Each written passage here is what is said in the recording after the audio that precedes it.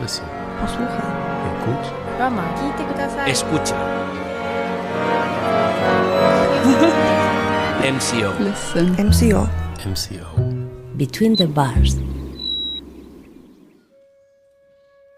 Hi, I'm Yannick Dondelinger, and this is Between the Bars, the podcast of the Mahler Chamber Orchestra, a show that takes you behind the scenes and beyond the music through conversations with the artists and people we meet on our journey exploring the world. Okay, so there's been a gap. The last Between the Bars episode was at the end of May, a conversation with the wonderful pianist Mitsuko Uchida called Rooted in Music. After that, I had a long summer holiday and then some procrastination. Now autumn leaves are here, and a new season of classical music in concert halls around the world is getting into its stride. And Between the Bars is finally back. We have loads of interesting conversations for you to listen to in the coming months. To kick off, we're starting with the big one, the elephant in the room, stage fright. Now, most of us will get stage fright at some point in our lives, whether it's as a performer, going through a job interview, speaking at a meeting, talking at a family gathering, holding a press conference, or even just trying to control a room of kids at a birthday party. For my part, I actually get stage fright listening to my own voice. And who knows, maybe that's why I procrastinate when recording podcast episodes. For this two-part episode about stage fright, I interviewed friends and colleagues in the Mahler Chamber Orchestra back in June when we headlined the Ojai Music Festival in California. Now, if you've never heard of this festival, a quote from the wonderful Alex Ross of the New Yorker magazine says it all. The Ojai Music Festival has been raising a finely calibrated ruckus each spring since 1947. Ruckus, another fabulous word, that you might not at first associate with classical music, except maybe the legendary Paris premiere of Igor Stravinsky's ballet The Rite of Spring. And it's no coincidence, actually, that I mention Stravinsky, because being the most celebrated composer living in LA, close to Ojai, way back in 1947, it was in his name that the Ojai Festival was started. But the word ruckus also gives you a clue as to how much artistic fun a bunch of musicians can really have performing at a summer festival. And being one of North America's most prestigious, it felt perfect for exploring the theme of stage fright.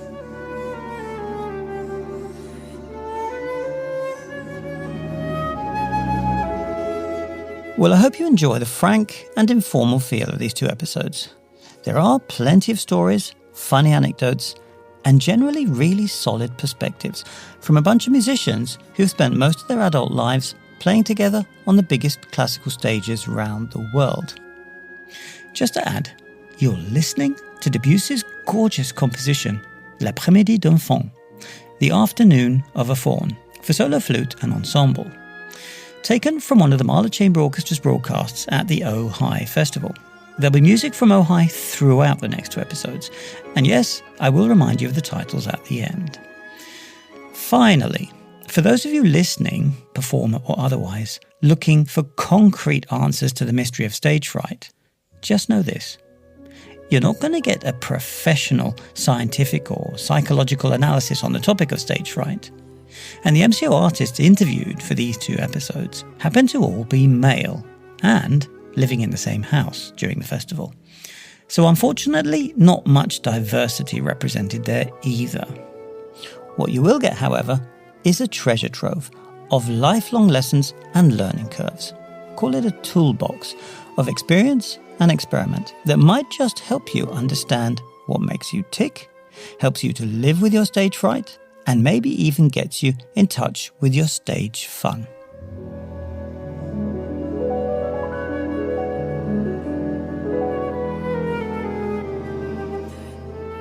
I'm Ben, I play the viola, and I've played with the Mahler Chamber Orchestra on and off since 2016. I'm Justin, I'm a violist, and I've played with the Mahler Chamber Orchestra on and off since 2006. My name is Michiel, I play the violin, and I'm doing that in the Mahler Chamber Orchestra since we founded the Mahler Chamber Orchestra. My name is Johannes, I also play the violin, and like Michiel, I joined the Mahler Chamber Orchestra since the very beginning. Very happy about that. Hello, I'm Joel, and I'm also a viola player. Been playing for about 22 years, I think. Not a founding member, but pretty close, yeah. Anyone who never had stage fright, put your hands up now. Great. Excellent. Nobody put their hands up. Good. So no one needs to leave the room then. Good. What is stage fright then? Spontaneously, what does the definition of stage fright mean to each of you? Who wants to start? Well, I think it's the fear that when you perform, that is not going to work. And I remember that from my young age. It's much better now. When you're older, you get used to it and you learn to deal with it.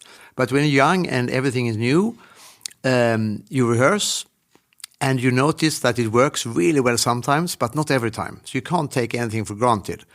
So your fear is that when you have this one chance to perform your piece, it won't work. And you don't know that before. And that can really freak you out. Until you have enough experience, you've done it many times, and you actually, hopefully, you learn that it will be okay. But you have to go through this few concert performance of being really scared and not knowing, is it going to work or not? And hopefully it will work, and that will give you positive encouragement for the future. So it's performing the piece in the moment. It's having to produce it in the moment. Yeah, that's right, actually. But for me, it's an incredibly interesting phenomenon in a way, because we can all play, and we all play and practice ourselves individually. So we're all very confident and secure in our ability. But as soon as other people start listening, weird things happen. You know, like a physical reaction in your body means that things just don't work as well as they do when you're in a room on your own, for example. I mean, you know, weird things happen to your hand, weird things happen, well, in my case, my legs. I mean, you know, there's just weird things happen, and it's unexplainable. And, you know, of course, it's a pressure of wanting to you know, kind of show what you can do in front of other people, and often physically you're held back by you know, a sort of reaction in your body. That's how I would explain stage fright. Sometimes I find in a concert, you just have this feeling where, I don't know, where physically you tighten up a little bit. And sometimes it is a physical thing. Sometimes it's more a mental thing. And it's a state of mind that you, for whatever reason, you can't concentrate on just the very basic thing of just playing your instrument with other people. And that's kind of a major frustration, because you think, hang on a minute, I'm a professional musician, I should just be able to do it. And it's a weirdness to me that you can do it some of the time, but for whatever reason, and so it's not even sometimes, say you go to a really big hall, a really famous hall, like the, you know, sort of, I don't know, Hamburg or Berlin, or, you know, sort of Carnegie Hall. I must admit, I've had it there, but I've also not had it there. I've had the nicest concert I've ever had in, for example, Royal Albert Hall, which is kind of a big space. There's 6,000 people looking at you. But I've also had, I'll be honest, I've had major stage fright in the Albert Hall as well, on a separate instance. So I don't think it's the place that it is. What's very interesting is when you have concerts in a tour, and let's say you have 6 or 7 concerts in different halls and you play the same repertoire, each concert's different, and you can feel a different stage of something, we'll call it stage fright if you like, and you feel something different each time. And that might be physical, it might be bow shakes as string players, or it might just be, you just kind of like do weird stuff. It's like you don't quite engage, you don't quite play the right notes, you make the weirdest mistakes that you never would make in rehearsal. I mean, there's also an aspect of self-reflection that also happens, sort of a peeling away yeah, I've been in therapy for a while because I've become obsessed with like something happened at some point in my development as a musician, and then I started having like these really weird sort of attacks on stage where I would just like my pulse would get very high, and then you know, and my hands would get very shaky, and it would sort of come and go in waves, and at some point, I realized, okay, I need to like face this. So for me, it's also kind of like a peeling away of sort of protection that, as maybe even as children, as musicians, we find ways to kind of like protect ourselves from stressful situations. And actually, for me, stage fright has become almost like an inverted phenomenon, where like opening up and reflecting about myself has caused these like weird spaces to open up, which they in themselves are scary, because now it is sometimes really intense for me to go out there because of all the people watching, and because I feel like I'm becoming more vulnerable than I was when I was a kid, and just like didn't think it had trauma, didn't think about it, just kind of puffed up my chest and like got through things. But I think there is an aspect of stage fright that's also very healthy, because it's like also just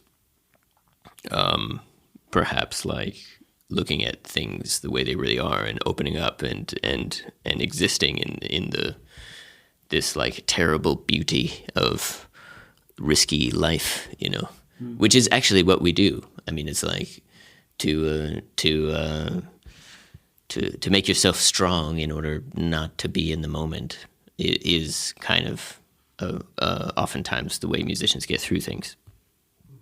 But that's actually like stage fright can be maybe a development for the better, in a sense. Yeah, it's been quite a big subject in my life, actually, stage fright. And I always noticed that it's not something that is happening before the concert, like before I go on stage. Mm-hmm. It happens at a certain moment in a concert where you totally don't expect it. Mm-hmm. Like I once had a very bad attack of being really tense and sweaty and could hardly make a bow stroke anymore during the second violin part of the slow movement of the Mozart clarinet concerto. Mm-hmm. You know, not a thing that you should be nervous about, could be nervous about even, but there was just something in you know, the problem is that you have to be capable of, as soon as you feel something coming, because you feel it coming in a way, it's something that comes up, that you know psychologically how to deal with that. And if you don't, you start to panic and you feel completely lonely on stage. You think you're the only one, and you think that everybody else is completely fine. And you look at everybody else and you think they're all fine, just having fun, and I'm in trouble here and I'm just, you know, on my own. And that makes it only worse. So you need a lot of psychological luggage or baggage to be able to solve it during the moment and keep on playing. It's also something that, well, maybe we get to that later, but it's something that's still a bit hard to talk about with people, because you do think that you're the only one, and you do think that everybody else is just having fun and just playing and not having stage fright. But now, fortunately, nobody raised their hand at your first question. So I feel already a lot better. But I must say, when I was young, it didn't really come to my mind. Stage fright didn't really happen. But then when I got older, it got worse. And I must also say that when I'm then panicking or getting nervous, it's not because there's audience, but it's because I'm surrounded by these great musicians. And it's something that I don't want them to notice, because I know the audience won't notice. That's normally fine, because it's too far away and you're just part of it, you know. But I'm then getting more nervous about the reaction, or if there would be any, from my colleagues more than from the audience. So it's actually fright for being part of this high level of music playing together instead of the audience. Just so very quickly, spontaneously, list some major symptoms you've experienced. I've already heard a few, but anyway, list some major symptoms you've experienced of stage fright. I mean, I think for me, I think of things like sound blindness, sweating, shaking, memory blindness, anxiety, and the classic one, elevated heart rate. These are all things I experience. This is probably not a weird one in a sense, but I don't think it's a heart rate thing. Because I think, I don't think my heart rate particularly goes up and down that much. I mean, I wear a Fitbit sometimes, so I tend to know about it. I have, if I have a, say big solo coming up or some sort of big thing I know is just me, I have this thing inside, I can feel my heart pound. It doesn't get faster, but my whole body starts to pound. And it happens like 30 seconds before, and I'm thinking, what is going on here? It doesn't get any quicker, but it's like, it just goes like this, and I'm just going, what is going on? I was like, stop it! But it's a weird one. That's one. And I'm sure a doctor would probably say that's an elevated heart rate, but it doesn't feel like it is. It just feels like an out-of-body experience. I've had all the classic symptoms for sure. I've also had moments where, like, just out of pure survival mode, like, yeah, like Ben said, this sort of out-of-body thing starts happening where you're just like, oh, that's me. I'm doing this. Yeah, and I mean, sometimes I wish. Yeah, exactly. And I mean, sometimes, like, especially for auditions, I can like practice visualizing, seeing myself from outside, and actually it helps. I mean, you can use that, but it's like a different.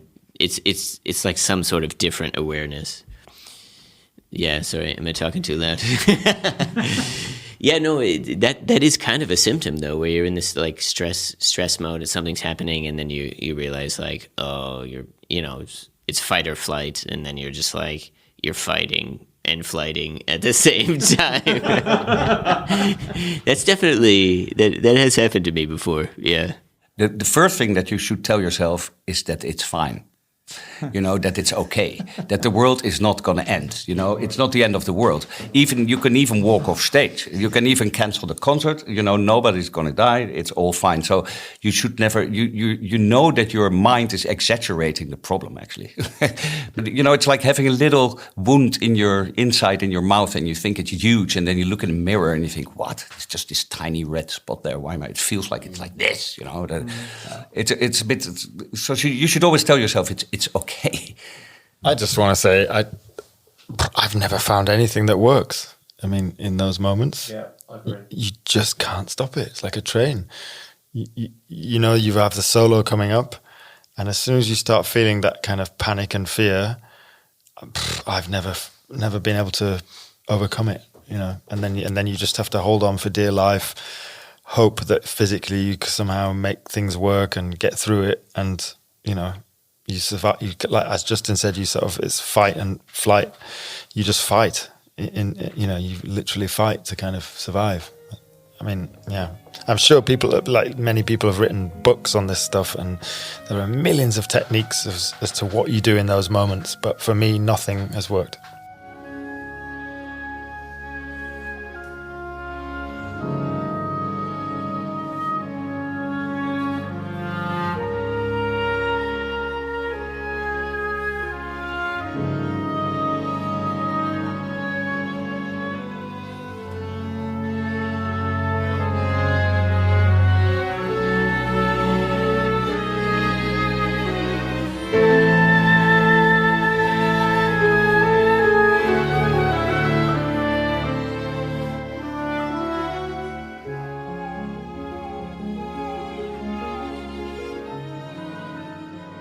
Childhood.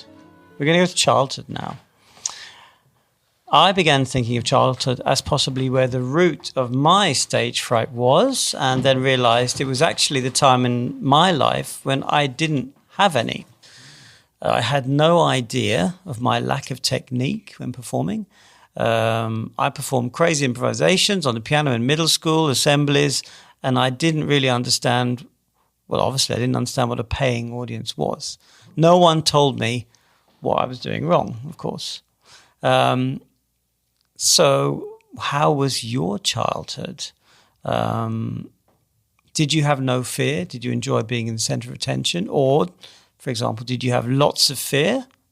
Did you have family issues, anxiety of standing up in class, for example? What's your connection with stage fright in your childhood? Very good question, Yannick. Thank you very much. Because I think there's a big connection. And, I'm from a family of violinists. My mother is a violinist. My grandmother was a violinist. And when I was 6, my grandfather, the husband of my violin grandmother, gave me a violin for my birthday. And from that moment, I had to play the violin, which I didn't ask for at that time. It was just a present. And I actually kind of liked it. It went quite well and everything. And the first couple of months, even the first 2-3 years, went really smooth. But I always had to play for my grandfather. And when he would visit our house, he would come to me and he would say, "Okay, Michiel, what are you going to play for me?" And my mum would look at me with a soothing face, like it's going to be fine, darling. And I said, "Well, I'm going to play this easy concerto by Rieding." And okay, and then I would go up and play it for him, and he would be in the back of the room, and he wouldn't. When I would be finished, he wouldn't react. He would just look at my mother and whisper something in her ear, and then leave it. And I was just standing there and didn't know what to do. And it was quite hard for me. So I got more and more nervous to play for him because, he was so critical because his wife was like a super professional, big soloist in Germany in those days. So he thought I should be like that as well.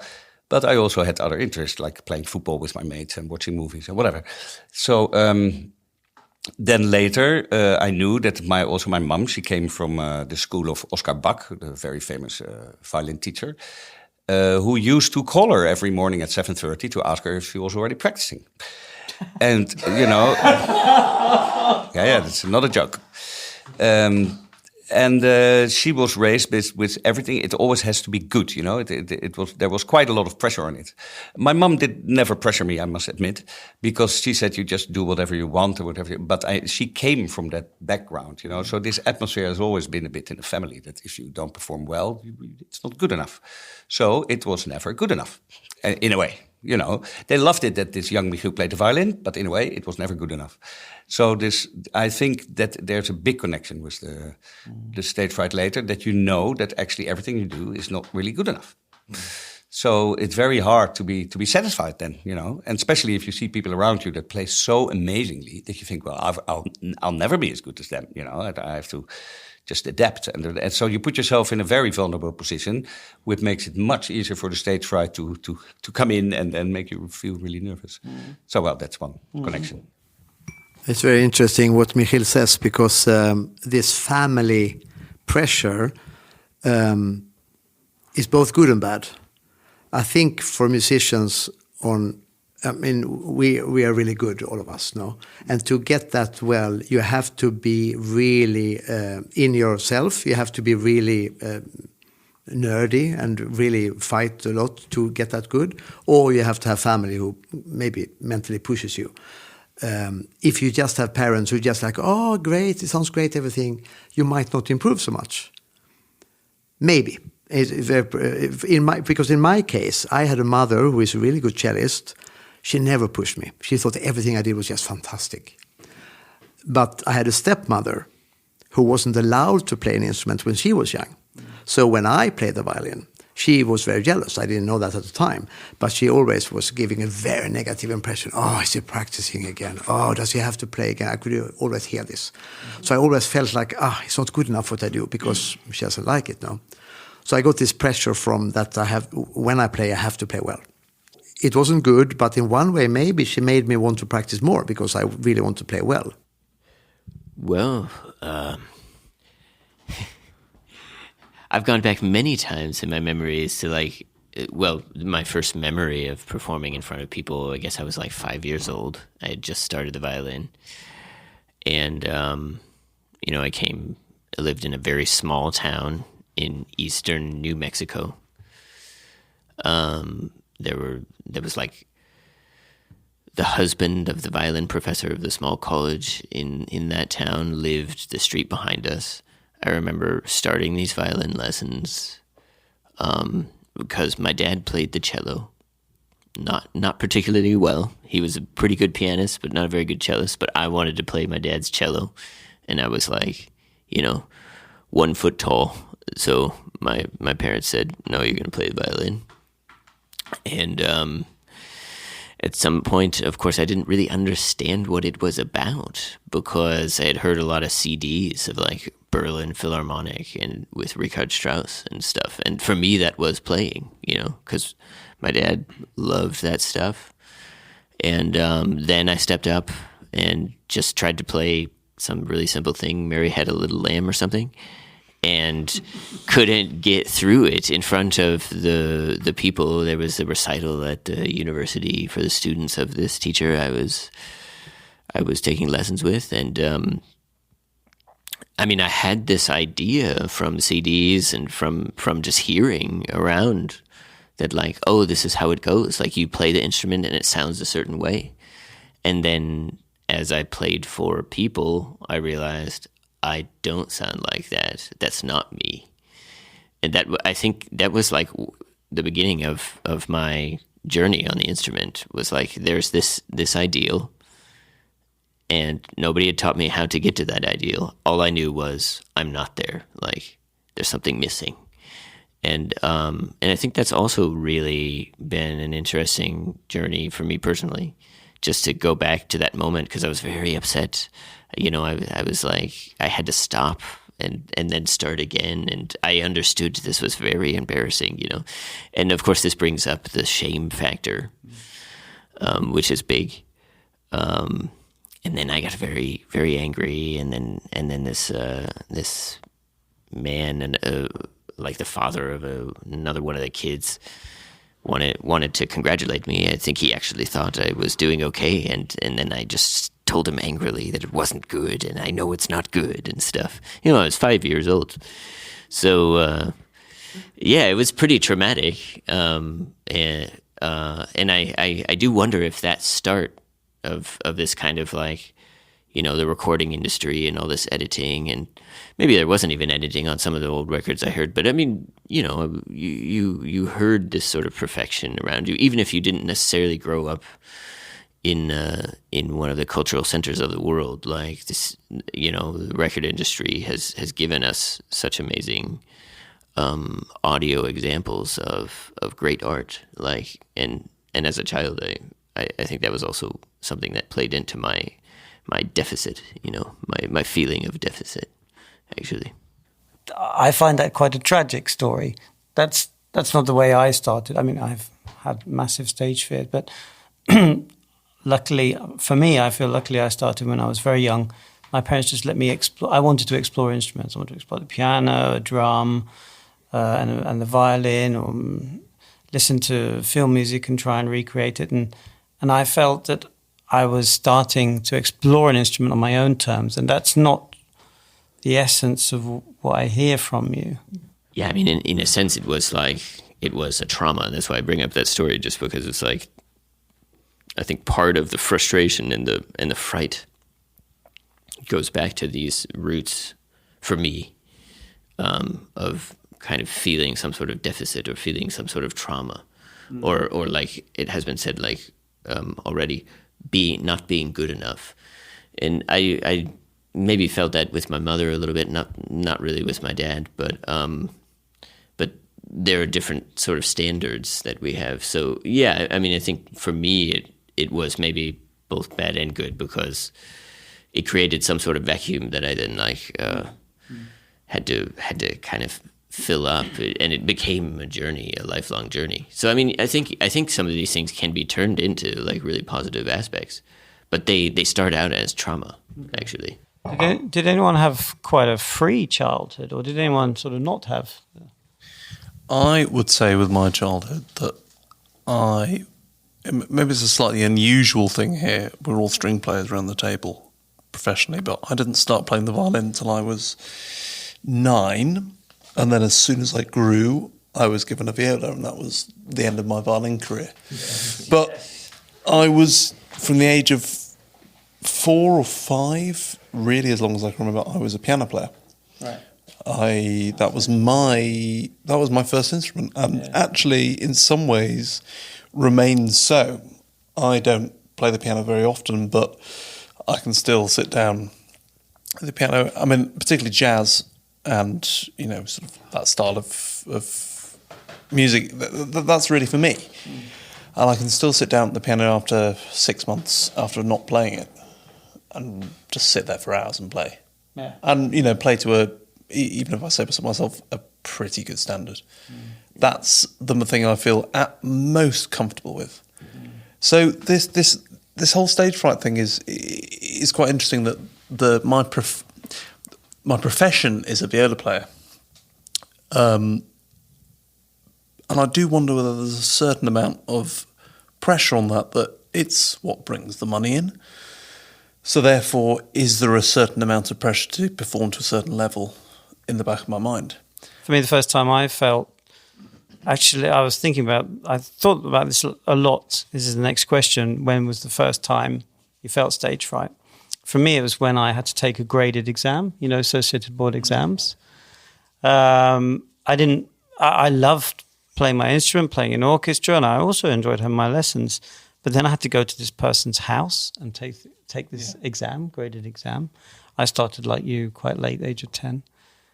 And that was it, I was terrified, literally terrified, standing in front of this person, delivering on demand in a silent room in front of this person. Not what I wanted to deliver, but what they told me to deliver. C major scale, sight read this line of music, Yeah, I remember when I was little, I never really had stage fright because playing then concerts wasn't so special. I didn't do them so often, but luckily they were not so bad. But my first stage fright was when I was studying music, Malmö Music High School. I had my yearly exam for the teachers, and that was before Christmas. And that day, in the canteen, they had free coffee.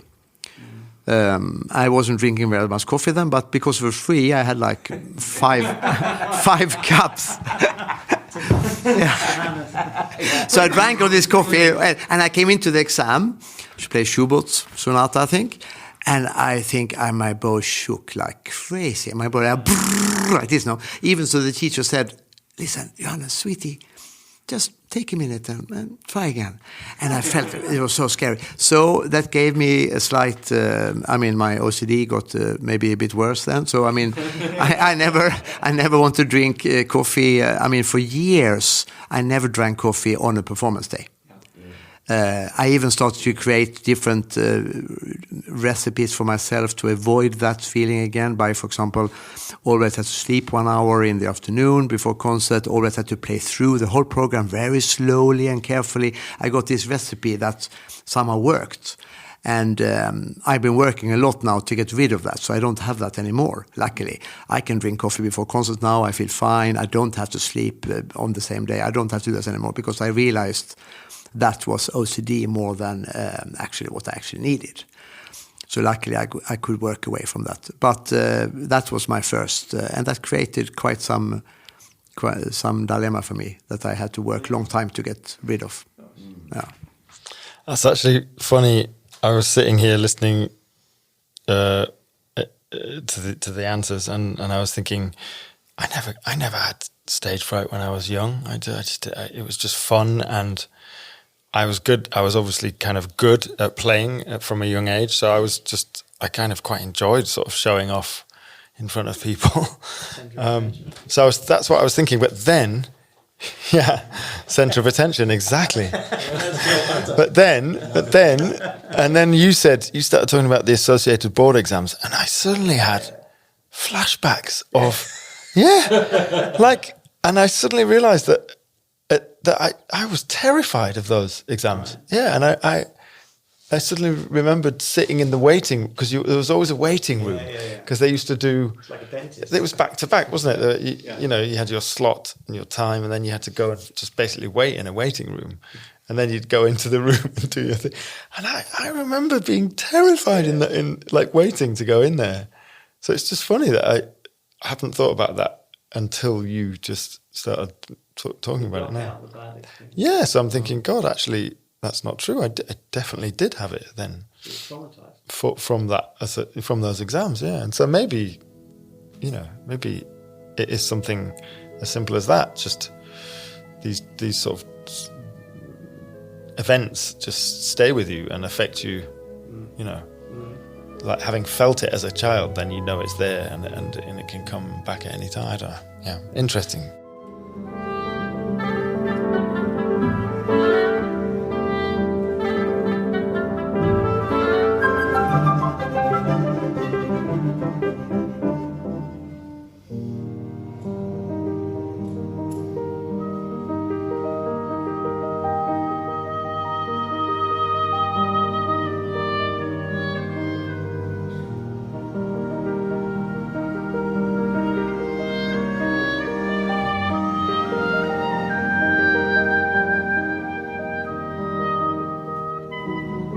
My heart rate rising and sort of the blood pressure, and I just couldn't get the bow on the string, and it was just like whoa, whoa, whoa, whoa, whoa, whoa, whoa, and I had real shakes, and I really heard people talking about me. No joke. No joke. Ouch. Yeah, worst nightmare ever for a performer. Except it wasn't a nightmare. It actually happened to Justin. In the second and last episode of Stage Fright, Joel, Justin, Johannes Michiel and Ben are going to offer themselves up, bear it all, their worst stage fright moments, just to show that even the most seasoned performers crash and burn on stage. And then we broach the tabooest of taboos, drugs, medication, and anything else you need to stride out onto that stage and do your thing. Speak to you next time on Between the Bars, the podcast of the Mahler Chamber Orchestra.